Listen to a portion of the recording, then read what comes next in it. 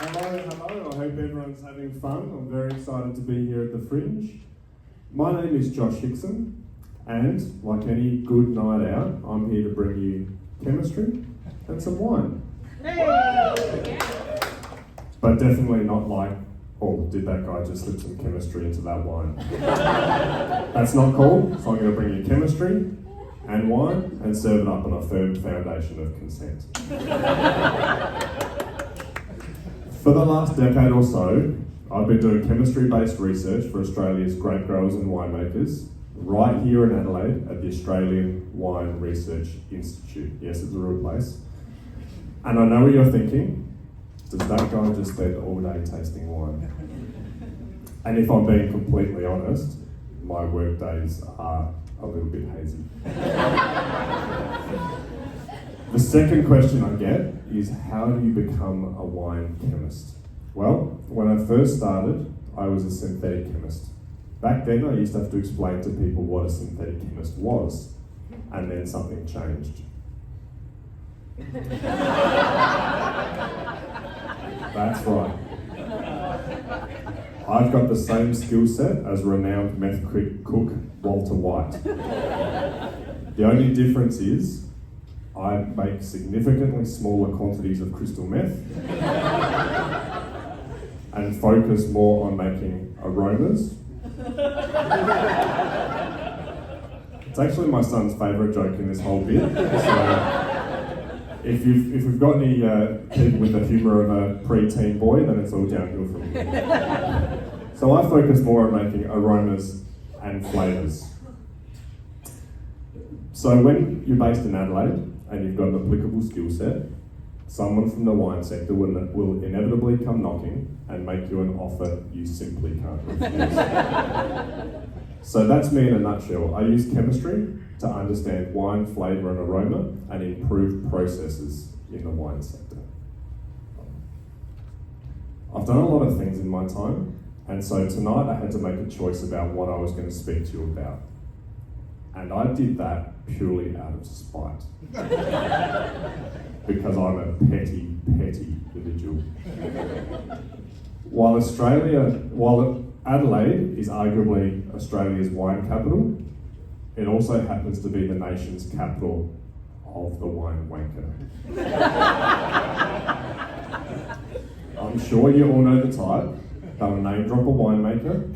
They'll tell you that you've chosen the right variety but from the wrong region.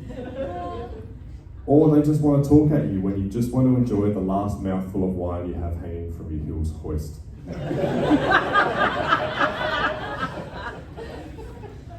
So infuriating. So to put these people in their place, I'm going to give you one question, one sentence, that you can take with you and put them back in their place for me. And that is, how many sun hours did those grapes get?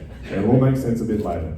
But before we get too far into wine flavour and into sunlight, a word of warning. Wine facts are only to be used in self-defence.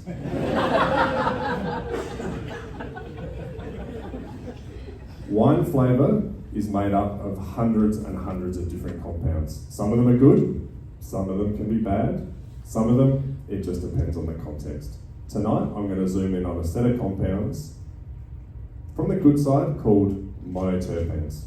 If you're a Riesling drinker, these give you a fresh, fruity citrus note. If you're more of a Moscato person, a sweet floral note. They're responsible for the scent of flowers, the aroma of lots of different fruits, and are found in a whole shit ton of different plants. It's a technical term. So from being central in wine flavour to the hops that go into craft beer to the aroma of cannabis, monoterpenes give me a really well-rounded weekend.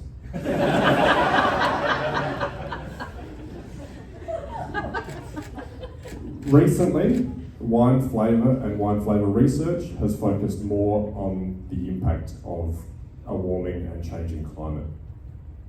When we talk about climate change and wine flavour, there are two places we can go. The first one of those places is into the winery, where we're inside a building and we're turning grapes into wine. The second one of those places is out in the vineyard where grapes are grown and ripened and actually experience the impact of the climate. So I hope you can understand where our focus was.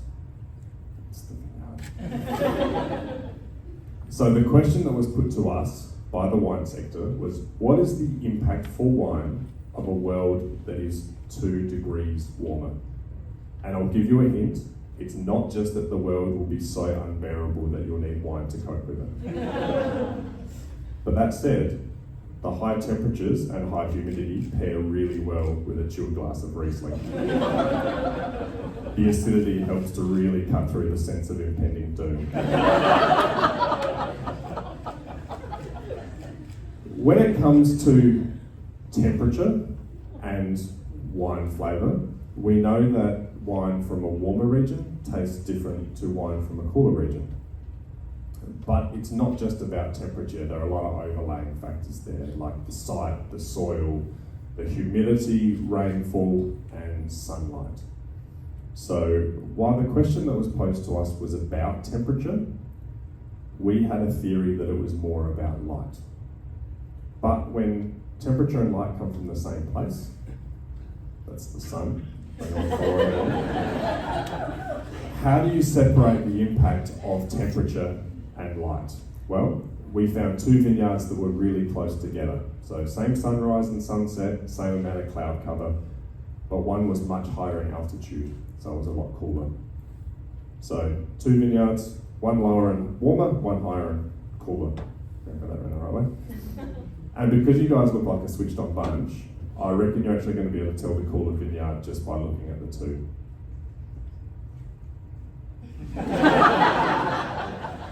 So you know more about viticulture than you thought you did.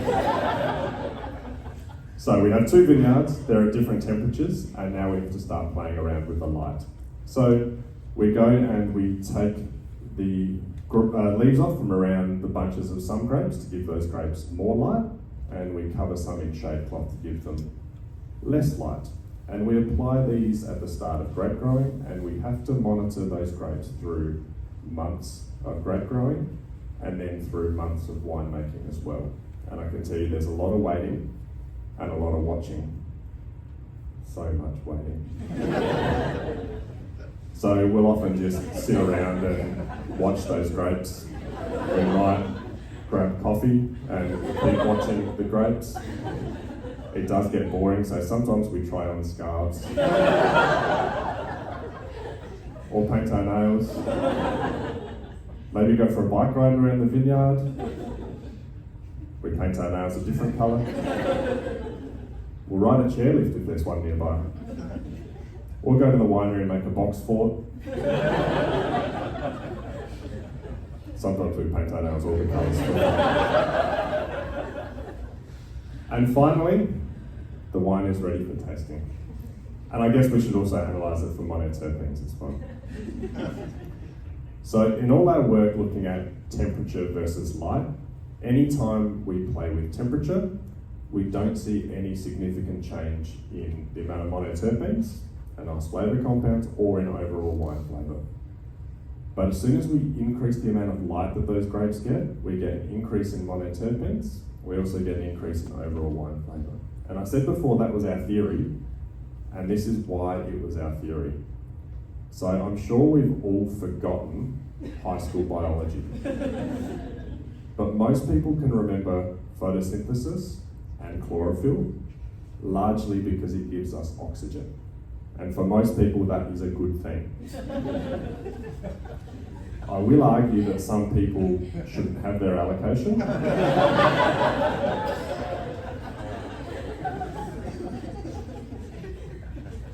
But the green stuff in leaves that give off oxygen, chlorophyll, it doesn't do well with sunlight. So what the plants need to do is they need to make themselves some sun protection. So what they do is they take these little 5 carbon blocks and slowly piece them together till they have a 10 carbon block, build on, until they get these 40 carbon blocks called carotenoids. And these compounds act like a beautiful plant parasol. But along the way in that pathway, those C10 compounds you see down there, those are our monoterpenes. So it makes sense that the reaction to sunlight and the need to make our little beautiful plant parasols is related to our flavour compounds. And that's what we saw. More sunlight means more parasols, means more monoterpenes. And that's great news for the wine sector, because if it's more about light than it is about temperature, we have more mechanisms to manipulate light in a vineyard than we do to change the temperature and the climate in a vineyard. So for our grape growers and winemakers, it means they can still keep making flavourful wine even as the world deteriorates. For you, it means you've now got a little snippet to take with you and a question to put all those winemakers back in their place.